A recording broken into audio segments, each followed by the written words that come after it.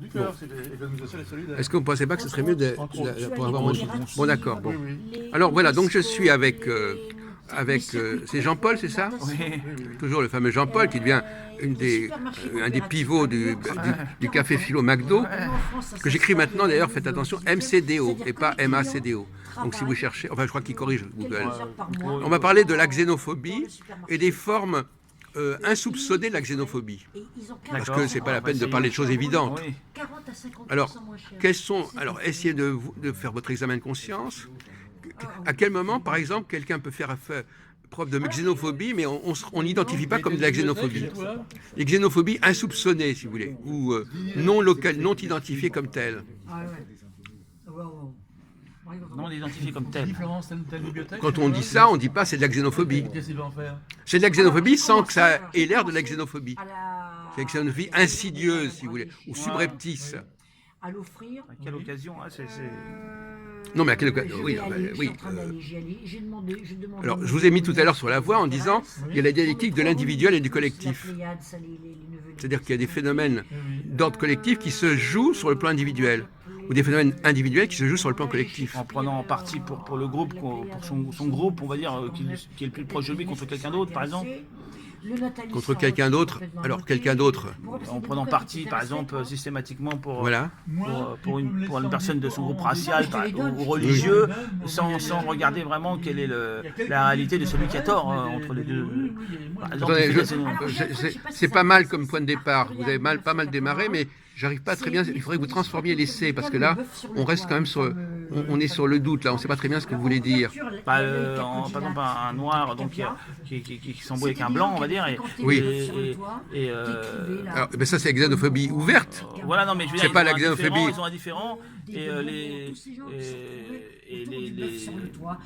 les autres personnes, par exemple, les autres noirs prennent parti pour cette personne parce qu'elle est noire, et sans analyser quel est vraiment le responsable entre les deux, qui est celui qui a tort sur le sujet.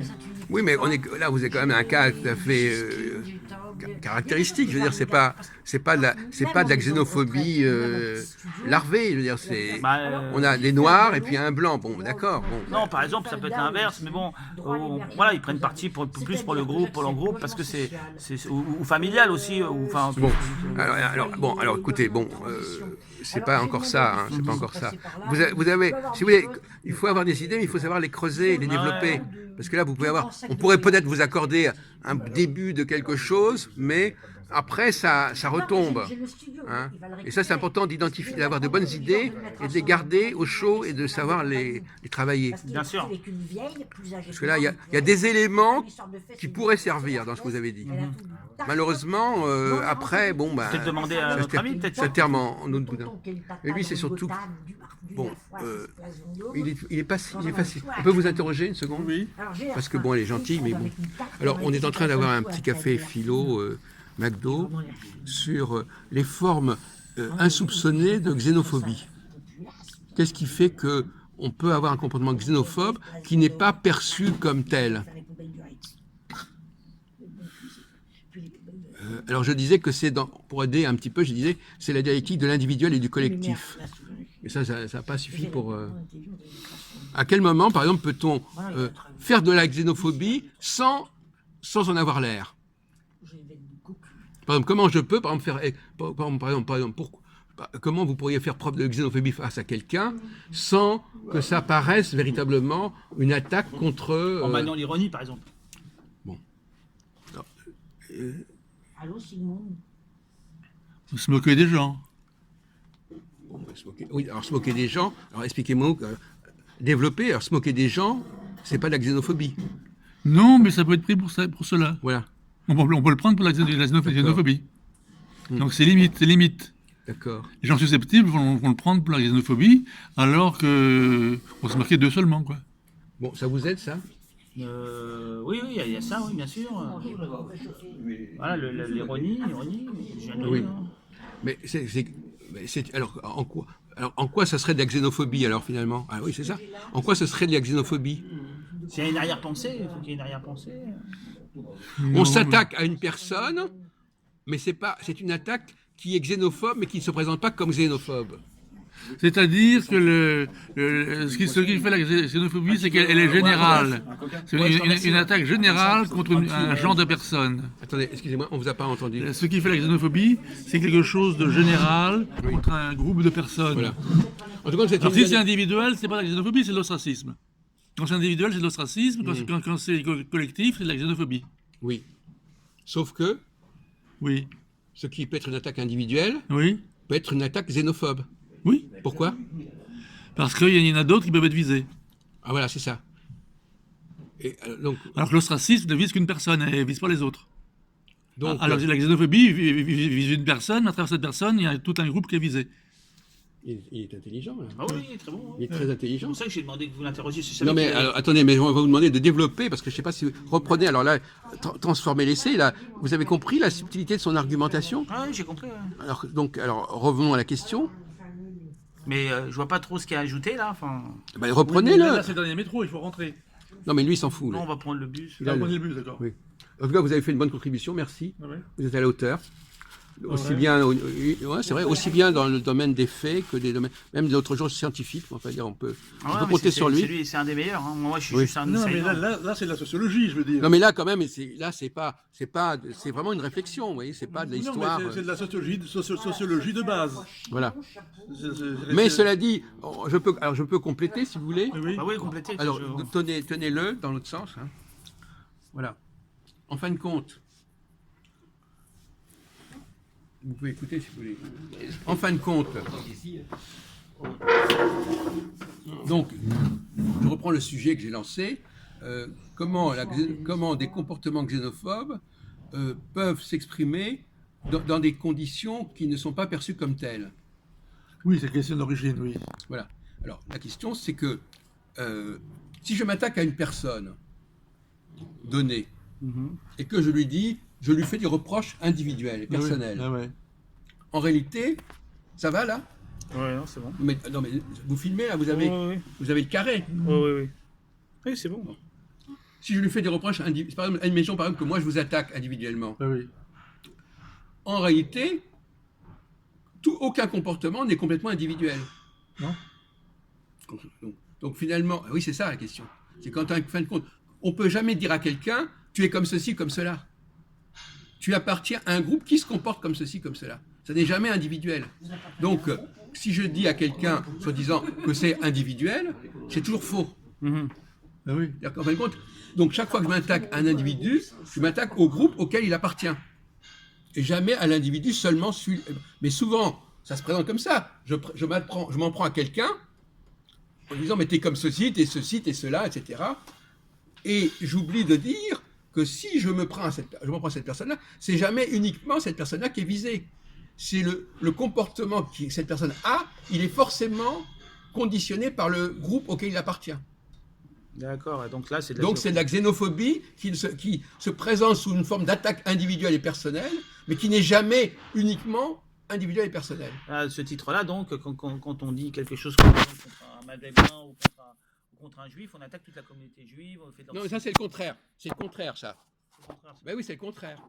C'est le contraire. c'est le contraire, ouais. Ben oui, soit j'attaque un individu parce qu'il appartient à telle communauté, Ouais. mais là c'est le contraire.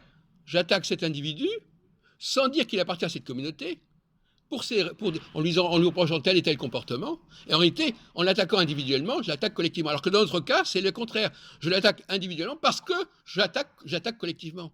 D'accord. La conscience est totalement différente. Je m'attaque à un juif parce que je sais qu'il est juif.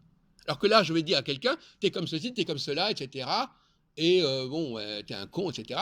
Et là, comme disait effectivement René Louis, en faisant ça, je m'attaque en réalité à la communauté à laquelle il appartient. D'accord. Mais sous prétexte que je vais dire que c'est individuel, ça n'apparaît pas comme tel. Vous comprenez? D'accord. Vous comprenez la subtilité de l'argumentation? Hein? D'accord. C'est-à-dire qu'en fait, ce qu'il ne faut pas oublier, la morale de cette histoire, c'est qu'il ne faut pas oublier, c'est que on ne peut jamais, quand on s'attaque, quelles que soient les critiques qu'on fait contre quelqu'un, il n'est jamais seul dans son genre. Quand on s'attaque à une personne, c'est toujours à un groupe auquel on s'attaque. Personne. On revient à la question de Dieu, du monothéisme. hein, qu'on avait abordé l'autre jour. Il n'y a jamais un cas unique. Même Dieu n'est pas unique. Donc quand je traite d'un sujet quel qu'il soit, je traite d'une catégorie à laquelle appartient le sujet. Ça, vous ne voulez pas accepter, ça. Si, bien sûr, ça appartient à une catégorie, mais la catégorie... Des dieux, les dieux. Ouais. Et il y a un certain Dieu. Ouais, pas tout de suite, on va y aller. Attends, on va y aller, c'est pas... Ouais. 1 minute, hein. Moi, mais vous pouvez venir vous associer à nous. Tu peux venir, tu vas où? On voulait avoir votre avis sur notre sujet, là. Moi, je ne m'intéresse pas à Dieu et j'attends la réciproque. Moi, de vous, c'est que Dieu... J'attends de Dieu, de vos dieux, qu'il ne s'intéresse pas à moi. Oui, d'accord, ça c'est... Oui, j'attends de Dieu qu'il ne s'intéresse pas à moi. Je dis ça. Bon. Réciproquement, je ne m'intéresse pas à Dieu. D'accord. Mais la question n'était pas là. La question, vous avez changé de sujet. La question, c'est est-ce qu'il y a des cas uniques, des individus uniques, des dieux uniques? Bon, à partir du moment où on accepte que épistémologiquement, ça n'existe pas, qu'il y a toujours une catégorie. Donc, quand on s'adresse à une personne, on vise un groupe. Quand on parle d'un sujet quel qu'il soit, on vise une catégorie, un genre. C'est ça le débat. Mais le genre est toujours défini par une certaine unité. Il y a toujours une unité dans le genre. Hein. Oui, il y a une unité du genre, mais une unité qui veut dire que les différents facteurs ont des points communs. C'est ça que ça veut dire. Quand j'ai dit par moi là, vous avez un truc là, bon ben là, je ne vais pas vous le piquer, vous inquiétez pas. Eh bien, il n'est pas tout seul dans son genre. Sûr, il est tout seul là, mais il y a des millions d'exemples de ce truc-là. Le genre, bien sûr, dans le genre, il y a plusieurs espèces. Oui, donc quand vous nous parlez d'unité, donc l'unité, quand vous appelez le neuf, unité, c'est que tous les éléments du même genre se ressemblent. Donc ils ont une unité. Ils ont du même et de l'autre. Ils ont une partie qui est similaire et une partie qui est autre. Voilà, alors ils peuvent éventuellement, entre tout, là, dans l'exemple, là, c'est pas un très bon exemple, parce que là, ils sont vraiment tous semblables. Si vous prenez 100, il y en a des milliers qui sont exactement pareils, sans aucune différence. Si c'était artisanal, il y aurait des différences. Mais là ce malheureux truc, là, le verre de Coca-Cola, bon, il est fait, l'enfant, il peut croire qu'il est seul. Plus on est bête, plus on va dire, voilà, il y a ça, il ne voit pas que ça appartient à un ensemble beaucoup plus large. Bon, donc cette idée de croire, de réduire, de prendre un exemple unique en croyant qu'il est unique réellement, alors qu'il est unique uniquement pour des raisons conjoncturelles, parce qu'il est là, sous les yeux, et que les autres, on ne les a pas, c'est là qu'il y a un défaut de raisonnement, cognitif. Donc, ils sont mêmes par la forme, mais ils sont différents par le... Ils sont différents parce que ce n'est pas les mêmes personnes qui les boivent. Par la matière. Si, ça peut être la même matière en l'occurrence. Disons que... alors, il va me dire que le Coca-Cola qui est dans ce verre-là n'est pas le même Coca-Cola qui est dans l'autre. On ne parle pas du contenu, on parle du contenant. Il y a une catégorie de contenants comme ça qui sont exactement identiques. Ils sont semblables. Parce que cela dit, si c'était vraiment identique, il n'y en aurait qu'un seul. Ils seraient mêmes. Ils sont semblables. Alors ça, c'est de la rhétorique, c'est de la sophistique. Ouais, ils sont semblables. C'est de la sophistique, ça. Alors bon, qu'est-ce que vous pensez de ce raisonnement? Il dit, si tous les verres étaient identiques de cette catégorie, il n'y aurait qu'un seul verre. C'était complètement identique sur tous les points de vue. Oui. Qu'est-ce que vous en pensez de cet argument tordu? Par un élément mathématique. Je m'endors. Oui, d'accord. Ils sont presque identiques, mais ils sont semblables parce qu'il y a des choses qui les diffèrent quand même. Bon, écoutez, je vous laisse la responsabilité de vos propos, hein, mais c'est un petit peu bon. Mais c'est des choses du genre, on peut dire c'est des choses du genre. Bon. C'est pas des voilà. Donc la leçon de notre discussion, c'est que il faut toujours faire attention de ne pas croire qu'une chose est unique ou qu'un individu est unique. Et en s'attaquant à un objet, on s'attaque à toute une série d'objets du même genre. On est d'accord? Ou d'une toute série de personnes du même genre. Bon, alors on le fait consciemment ou pas. Par exemple, si par exemple je n'ai jamais rencontré de juif, par exemple, et que je reproche des traits de comportement à telle personne, je peux ne pas savoir que je vise tous les juifs. On peut faire de l'antisémitisme sans le savoir. Oui, parce que je vais reprocher à cette personne-là des choses qui pourraient être reprochées à tous ces semblables. Si ce n'est toi, c'est ton frère, dirait La Fontaine. Donc on peut faire de l'antisémitisme sans le savoir.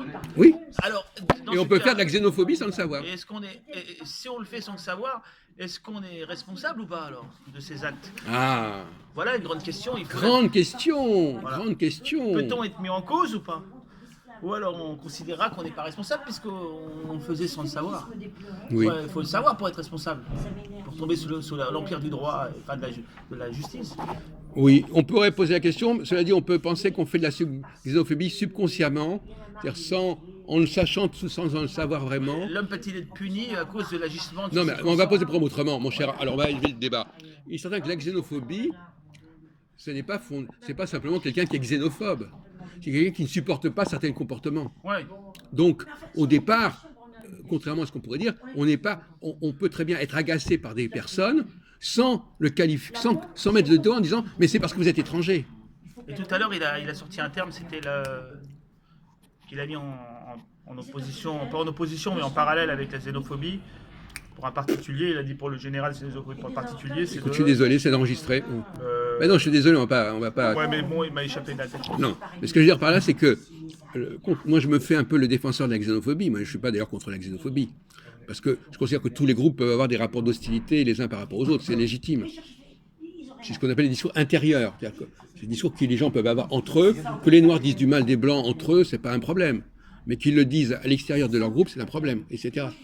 Bon. Alors effectivement, on peut par exemple, sur le moment, on peut dire je suis agacé par tel comportement de cette personne-là, sans dire que c'est parce qu'il est étranger. Et au moment où vous dites ah oui, mais c'est parce qu'il est étranger qu'il se comporte comme ça, qu'il ne correspond pas aux normes et aux codes en vigueur. Donc c'est dans un deuxième temps. C'est une façon d'excuser la xénophobie. C'est-à-dire que les gens ne sont pas xénophobes parce que c'est un étranger. Ils sont contre le comportement de cet étranger, et c'est là qu'ils vont dire c'est un étranger. Mais c'est le comportement déjà qui est énervant. Vous voyez ce que je veux dire ? Par exemple, le coup classique, où ils font du bruit, il y a des odeurs désagréables. C'est pas, au départ, c'est pas de la xénophobie. Mais c'est pris en compte, ça devient de la xénophobie parce que je me dis, la cause de cette différence de comportement, c'est que c'est pas un comportement individuel de telle et telle personne ou telle famille, c'est le comportement beaucoup plus général. On s'aperçoit que le problème n'est pas individuel, mais c'est ça, la prise de conscience que tout d'un coup, il n'est pas tout seul à être comme ça. Et que c'est toute une série de gens qui sont du même genre, du même acabit. Et c'est là que la xénophobie apparaît. De même que, bon, vous voyez ce que je veux dire ? Donc, vous voyez, ces questions ne sont pas inintéressantes. Et quand on s'en prend à des comportements qui sont plus universaux, que tout le monde presque fait mauvais comportements, mais qui touchent l'universel, on sort un peu de la xénophobie parce que... Je vous donne un exemple. Prenons le cas de notre ami Philippe l'autre jour.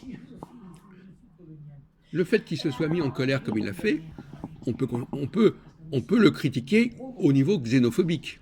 Ouais. Soit on dit c'est un individu fait comme ça, soit on dit il n'est pas tout seul dans son genre. Et quand il dit lui-même que à la Guadeloupe on ne peut pas faire ceci ou cela, il se réfère donc à un collectif, un géographique. Mais voyez-vous, c'est exactement ça le problème. Tel comportement. Alors, un autre problème qui se pose, mon cher ami, si je peux vous appeler comme ça. Bon, enfin, passons. Est-ce que le fait de... est-ce que je dois supporter plus facilement quelqu'un quand je sais que son comportement n'est pas individuel mais collectif? Question intéressante. Est-ce que ça ne me rend pas plus tolérant en disant ben, c'est pas sa faute, c'est son milieu qui est comme ça? Est-ce que c'est pas une façon de dire bon ben finalement, parce que si je dis c'est individuel, bon un individu qu'est-ce que c'est? Un individu c'est rien du tout un individu. Mais si je dis c'est une population, c'est plus respectable. Ouais. Oui, donc à ce moment-là, c'est paradoxal. Alors cette xénophobie, elle n'est plus vraiment xénophobique, puisque finalement en prenant conscience que l'autre appartient à un groupe qui n'est pas le même, en fait je peux presque l'excuser. Ouais. Et inversement, si j'isole la personne, et il est comme ça, à ce moment-là, bon, bah, je ne l'excuse pas, puisque je dis il est comme ça, et il n'a qu'à changer, etc. Quand vous savez par exemple que les femmes sont comme ceci ou comme cela, vous n'allez pas reprocher à une femme en particulier d'être comme ça. Ouais. Vous voyez ce que je veux dire? Vous allez arrêter de lui reprocher quelque chose à titre individuel, alors que c'est un comportement qui est propre à son sexe. Ouais. D'où, paradoxalement, et c'est ce que je voulais vous expliquer, le fait d'avoir un discours sur les femmes même si ce discours est relativement critique, fait que individuellement on les supporte mieux. Ouais. Vous voyez ce que je veux dire? Et inversement, quelqu'un qui n'a pas un discours critique sur les femmes, il va s'en prendre à une femme en particulier en disant « Ah mais t'es comme ça, pourquoi t'es comme ça, etc. » Voyez-vous? C'est un renversement paradoxal. C'est que quand vous prenez la personne dans son global, moi par exemple, moi j'ai un discours très critique sur les femmes, mais je m'entends très bien avec elles. Parce que je ne me fais pas d'illusions. Et je sais comment les prendre. Mais si vous n'avez pas, si au départ vous croyez que toutes les femmes sont des cas à part, des cas séparés, celle-là est comme ceci, celle-là comme cela, là vous allez vous retrouver avec des discussions, t'es comme ceci, t'es comme cela. C'est qu'en fait, quand on prend conscience du collectif, on n'est plus dans des discussions, des attaques personnelles. Vous voyez ce que je veux dire? Je vous donne un autre exemple. Par exemple, lorsque Valentin me reproche de crier. Ouais.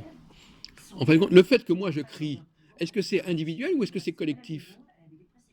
Est-ce que c'est lié à ma personnalité ou est-ce que c'est lié à ma culture, à mon milieu? Oui. C'est pas du tout la même chose. Par exemple, vous savez que dans certains milieux, on peut crier. Dans certains pays ou dans certaines régions de France, on peut crier. Non, c'est sûr. Bon, et que c'est pas... Bon, à ce moment-là, vous dites, bon, ben voilà, c'est un Méditerranéen, par exemple, bon, ben il fait comme ça. Voilà. À ce moment-là, vous l'attaquez pas individuellement. Vous arrêtez de l'attaquer individuellement en disant... Et même, en plus, son comportement n'a pas forcément le sens qu'il aurait dans un autre groupe. Ça ne veut pas dire forcément la même chose. Par exemple, moi, si je crie, ça ne veut pas dire que j'ai tort. Au contraire. Moi, quand je crie, c'est pour avoir raison. C'est donc, alors, lui, Valentin, il croit que parce que je crie, c'est qu'il m'a mis en difficulté. Oui. Donc là, il y a des erreurs d'interprétation qui viennent du fait que vous n'avez pas une culture suffisante pour comprendre que dans certains groupes ou dans certaines communautés, on se comporte comme ça et que c'est normal. Donc, c'est encore une fois une école de tolérance. Vous pouvez tolérer que quelqu'un ait un comportement pénible, si vous savez que ce comportement, il est propre à une population particulière. Mais quand on parle de tolérance, tolérer, c'est toujours, enfin, dans le sens traditionnel de la tolérance, c'est toujours quelque chose de mal qu'on accepte pour éviter un plus grand mal, la tolérance. Il y a des maisons pour ça. Oui. Oui. Non, Voilà, mais... donc à partir du moment où on dit je tolère quelque chose, c'est quelque chose. Mais bon, mais on va pas jouer. Mais non, mais on peut employer un autre mot, monsieur. Attends, faites attention. Non, mais faites attention de ne pas vous fixer sur des mots. Là, dans ce sens-là, ça veut dire quelque chose. Si vous préférez dire supporter ou laisser passer ou n'importe quoi. Non, attention, ça c'est un défaut qu'il faut pas trop. Bon, les mots, bon, c'est dans le contexte.